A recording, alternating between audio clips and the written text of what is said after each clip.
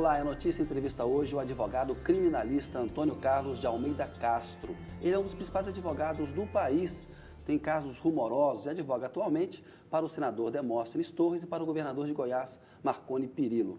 Boa noite, Cacai. Boa noite, prazer estar aqui com você, Kennedy. Ele tem um apelido de Cacai, muito conhecido aqui em Brasília, por isso vou tratá-lo como Cacai, porque ele é conhecido assim aqui em Brasília, mas é o doutor Antônio Carlos de Almeida Castro. Cacai, o senhor está com 54 anos, nasceu em 22 de setembro de 57 em Patos de Minas, Minas Gerais.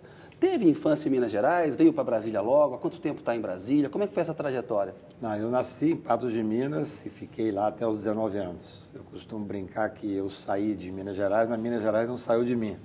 Sou um mineiro empedernido, gosto de Minas Gerais, trago Minas Gerais, os poetas, aquela história toda, faz parte da minha formação.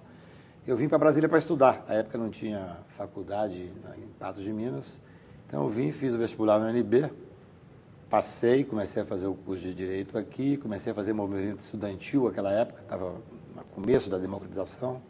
Fui presidente do Centro Acadêmico de Direito. Isso que começou direito no final dos anos 1977. 77. Quando eu cheguei aqui foi aquela grande greve de 77, foi talvez a Pacote maior de greve, abril, exatamente, governo Geisel aquela ainda. confusão toda. E aqui eu comecei, na verdade, a mudar a minha vida para fazer um pouco de política estudantil, ajudei um pouco na questão das diretas, trabalhando tanto quanto possível nisso. Me formei, dei sorte de começar a fazer estágio com o Zé Eduardo Alckmin, que é um grande advogado. Sim. E assim que me formei, ele me chamou para ser sócio dele. Então eu já comecei a advogar com o escritório, embora pequeno, era só o Zé Eduardo e o Carlos Caputo, e ficamos advogando junto aos tribunais superiores. E por que escolheu o direito, Cacai? O que te moveu assim? Olha, a vida inteira, na verdade, eu quis fazer direito. O direito criminal é uma paixão muito grande. Há uma diferença muito grande do direito criminal que eu me apaixonei para o direito criminal que eu trabalho hoje. O professor Evandro Lins, o ministro Evandro Lins, costumava dizer que o divórcio acabou com a advocacia criminal antiga. Antigamente eram os crimes de paixão.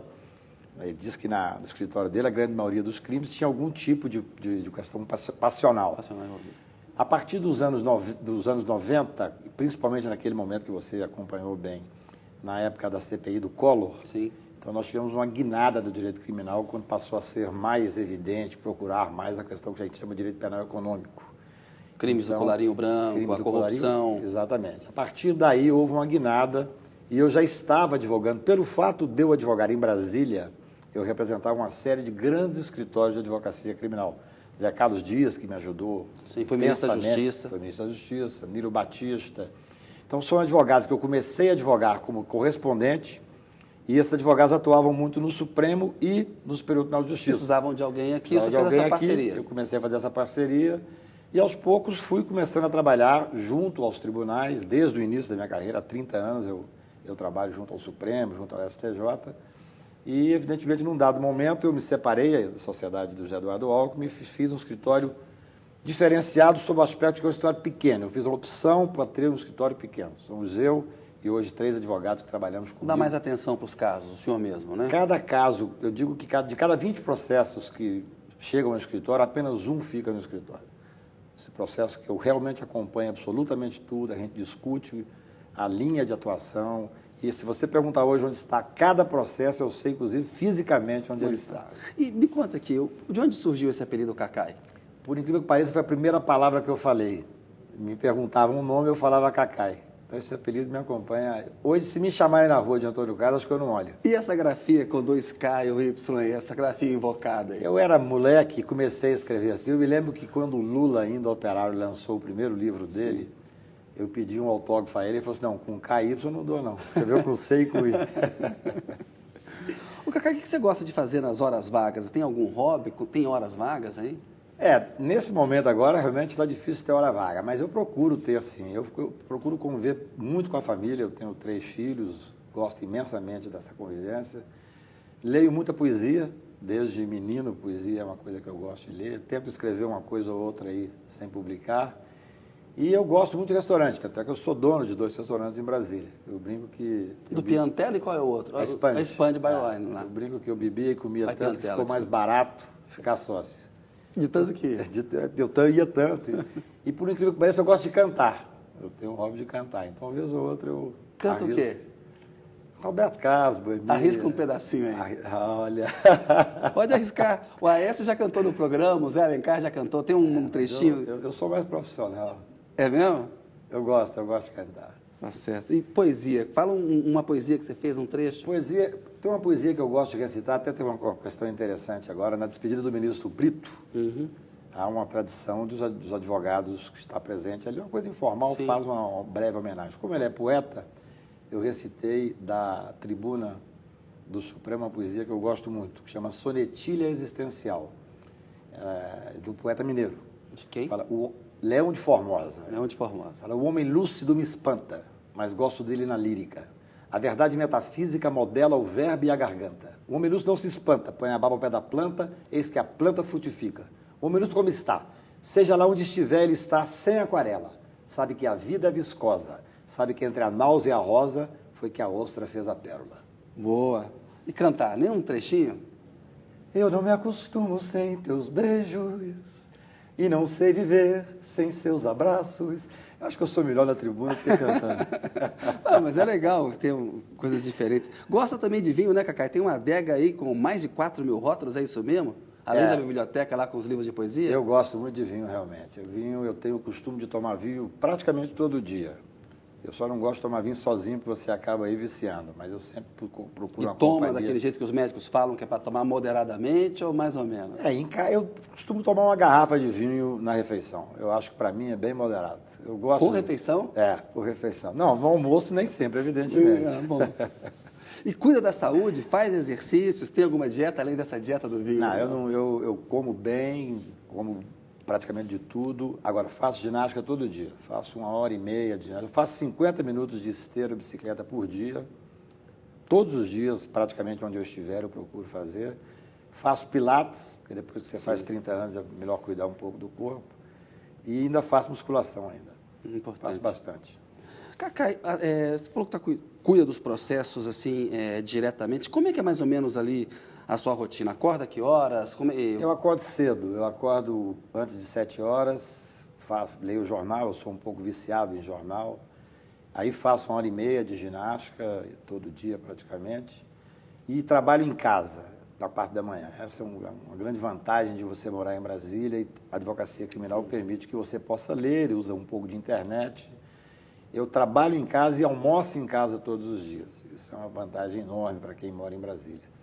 E aí, à tarde, eu vou para o tribunal ou para o escritório. Basicamente, eu só vou ao tribunal hoje ou para despachar memorial ou para fazer sustentação oral, que é uma coisa que eu realmente procuro fazer em todo o processo meu. Acho que faz a diferença esse tratamento de você falar diretamente com o ministro, explicar o caso, chamar a atenção dos detalhes do caso. Final de semana, infelizmente, eu tenho tido que trabalhar porque a situação não está fácil. Os casos, nós já vamos falar já. Mas normalmente não. Normalmente eu procuro ficar em casa, almoço muito com meus filhos, estou sempre em casa.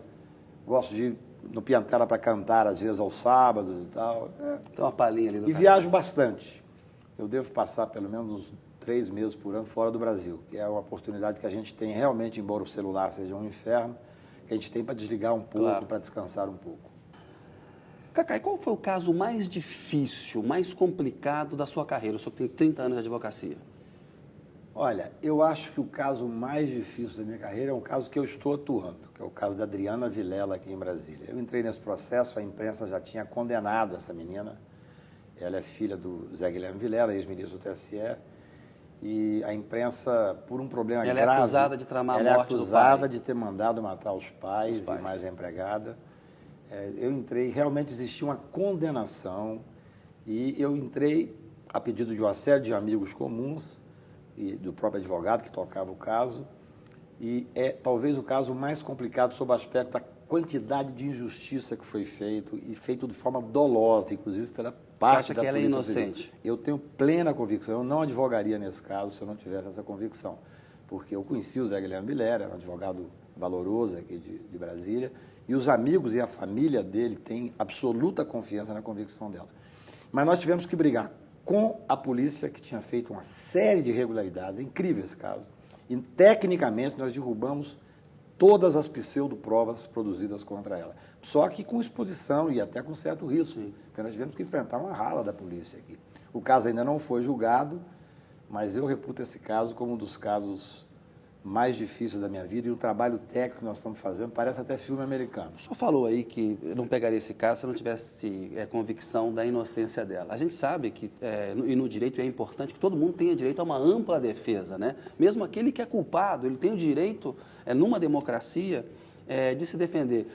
O senhor pega um caso de um cliente que o senhor não tem certeza, não tem convicção de que ele é inocente, ou é importante o senhor ter a convicção da inocência dele? Não, eu não pego um caso se eu não tiver condições. O meu critério é o seguinte, eu tenho que poder me dedicar visceralmente àquele caso. Eu não sou juiz e não sou Deus.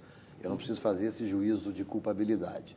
Mas eu tenho que acreditar numa história que eu vou defender. Eu, evidentemente, já defendi gente, inclusive, que assumiu que matou a mulher. Sim. Eu tive 5 casos de marido que matou a mulher dele, não era a mulher dos outros. E nos 5 eu consegui absolver essas pessoas. Então, eu só não pegaria, por exemplo, eu não gosto de advogar em caso de estupro, porque acho que não conseguiria me entregar como precisa se entregar para um caso. Eu jamais critico um cliente meu em mesa de restaurante, em casa de alguém. Se eu pego um caso, eu sou advogado daquele cidadão 24 horas por dia. É uma questão de respeito, não pode pegar o caso e estar criticando o cidadão na rua, né? Evidente. O meu critério é esse, eu tenho que acreditar e tenho que ter uma defesa técnica. Se você tem uma defesa técnica, porque eu costumo dizer o seguinte, que paradoxal que possa parecer, o primeiro direito do cidadão é ser bem acusado.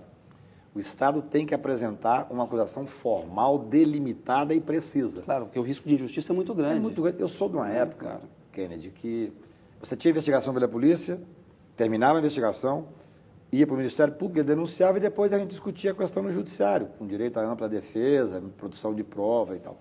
Hoje as investigações não acabam. Participei agora de um congresso internacional e um professor português dizia que a mesma questão na Europa. As investigações são eternas. Você está fazendo uma investigação, vem uma denúncia, mas você depois fica sabendo que continua a investigação. Então isso é muito grave, isso atrapalha imensamente a defesa.